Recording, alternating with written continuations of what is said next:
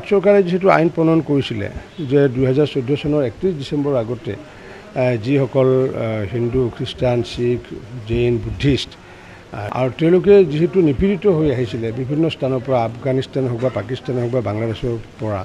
তেওঁলোকে খাদ্যৰ অভাৱত অহা নাছিলে তেওঁলোকে জীৱন ৰক্ষাৰ বাবে ধৰ্ম ৰক্ষাৰ বাবে আহিছিলে যাৰ কাৰণে ভাৰত চৰকাৰে আইন প্ৰণয়ন কৰি পেলাই যে 2014 চনৰ 31 ডিচেম্বৰ আগতে তেওঁলোকক ইয়াতে যদি নাগৰিকত্ব দিব পৰা যায় তেওঁলোকক আবেদন কৰাৰ এটা সুযোগ দিছিলে আৰু সেইটোৰ আধাৰতে আজি কিছুদিন আগতে এখন অধিসূচনাৰ জৰিয়তে যে ট্ৰিবিউনেলত যিমানবোৰ কেছ চলি আছে ডি ভোটাৰৰ কেছ সেই ডি ভোটাৰৰ কেছবোৰ উদ্ধাৰ কৰাৰ কাৰণে জিলা আয়ুক্তসমূহক যি নিৰ্দেশ প্ৰদান কৰিছে সমগ্ৰ অসমৰ ডি ভোটাৰ যদি চাওঁ আমি 94,477 ডি ভোটাৰ আছে মই নিজে বহুতে দেখিছোঁ বিশেষকৈ বৰপেটাতো দেখিছোঁ যে ভোটাৰ লিষ্টৰ সন্মুখত ডি ভোটাৰ ডি বুলি লিখা আছে কিন্তু এফটি কেছত কিন্তু তেওঁৰ এগেইনষ্টে কোনো কেছে নাই যাৰ এফটি কেছ নাই অথচ ডি ভোট লগাই থৈ দিছে আল্টিমেটলি মৌলিক অধিকাৰৰ পৰা বঞ্চিত কৰা হৈছে অথচ 10 বছৰ পিছতো ডি ভোট হৈ থকাৰ কোনো যুক্তি নাথাকে কাৰণ চৰকাৰখনে তেওঁলোকক ব্যৱস্থা ল'ব লাগিব আইদাৰ তেওঁলোকে যদি ফৰেনাৰ্ছ তেওঁলোকক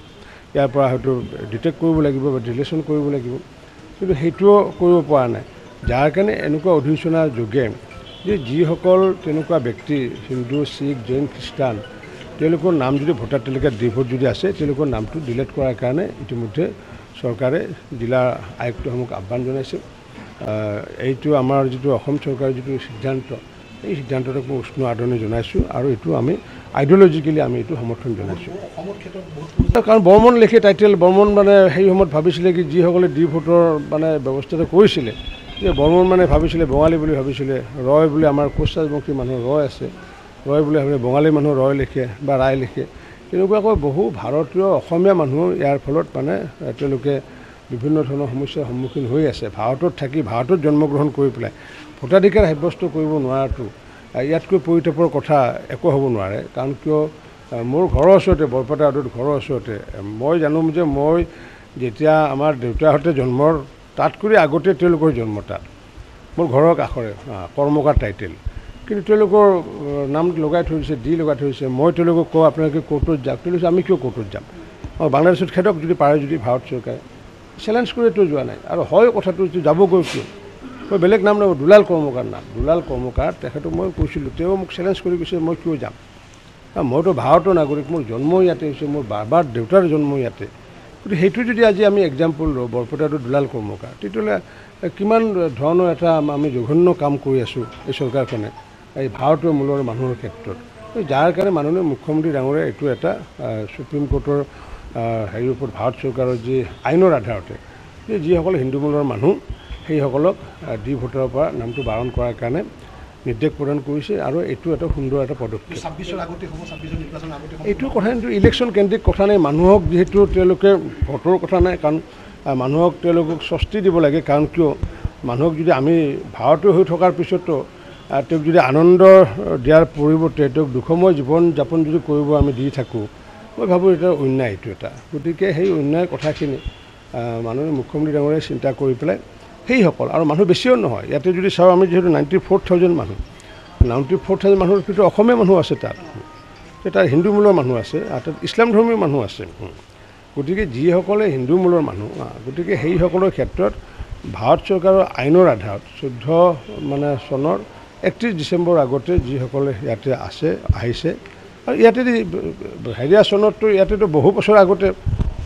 40 বছৰ 50 বছৰ 60 বছৰ আগতে মোৰ ঘৰৰ ওচৰতে মই দেখিছোঁ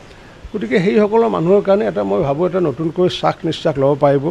যে হয় আমি ভাৰতীয় নাগৰিক মাজতে যদিও বঞ্চনা হৈ আছিলে মই ভাবোঁ তেওঁলোকে নিশ্চিত উষ্মা প্ৰকাশ কৰিব এইটো কংগ্ৰেছ এইবোৰ ডি ভোট হওক এই যিবোৰ সমস্যা এই সমস্যাৰ মূলগত বিষয়টো হৈছে কংগ্ৰেছ এটাই কেন্দ্ৰবিন্দু কাৰণ তেওঁলোকে চিৰিয়াছলি চিনচিয়াৰলি এই কামবোৰ নকৰিলে চিৰিয়াছলি চিনচিয়াৰলি যদি তেওঁলোকে যিসকল ঠিক আছে মই মানি লৈছোঁ কাৰোবাৰ গৰাখহনাত মাটি গৈছে যিসমূহ মাটি গৈছে সেইবোৰ মানুহ যদি খাছ লেণ্ডত যদি দিলেহেঁতেন বহাই পেলাই চৰকাৰী মাটিত আজি তেওঁলোকে মাটিবোৰ থাকিলেহেঁতেন তেওঁলোকে ফৰেষ্ট লেণ্ডত বহাই দিলে ফৰেষ্ট লেণ্ডত বহাই দি পেলাই তেওঁলোকে আল্টিমেটলি কি হ'লগৈ যে আজি এই বৰপেটা অঞ্চলৰ পৰা বাগবৰ অঞ্চলৰ পৰা গোৱালপাৰাত প্ৰতিনিধিত্ব কৰি থকা এগৰাকী বিধায়ক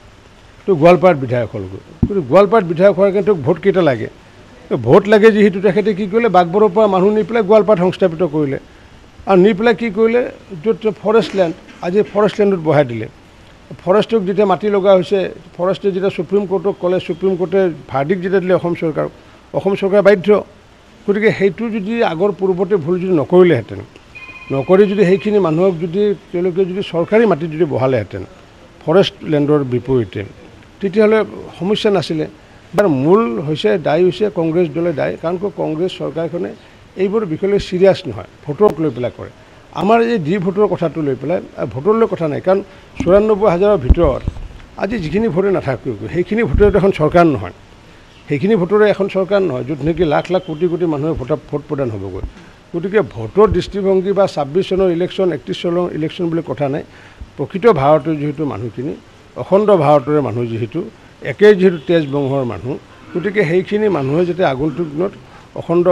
ভাৰতৰ যাতে এগৰাকী মহান ভাৰতীয় হিচাপে যাতে জীৱন যাপন কৰিব পাৰে তাৰে কাৰণে ব্যৱস্থাটো কৰা হৈছে আপুনি বাৰু উমৰাহ কৰিবলৈ আগ্ৰহী নেকি আলিফ উমৰাহ ট্ৰেভেলছে আপোনাৰ বাজেটৰ ভিতৰত আগবঢ়াইছে কেতবোৰ আকৰ্ষণীয় পেকেজ আমাৰ পেকেজসমূহ হৈছে সুপাৰ সেভাৰ ৮৫,০০০ৰ পৰা ডায়মণ্ড ১,১০,০০০লৈকে এতিয়া আৰু অপেক্ষা কিহৰ আজিয়ে 7002343617 নম্বৰত যোগাযোগ কৰক আৰু বুকিং কৰক আপোনাৰ পছন্দৰ পেকেজ বিশ্বমানৰ সেৱাত অসমৰ ভিতৰত শ্ৰেষ্ঠ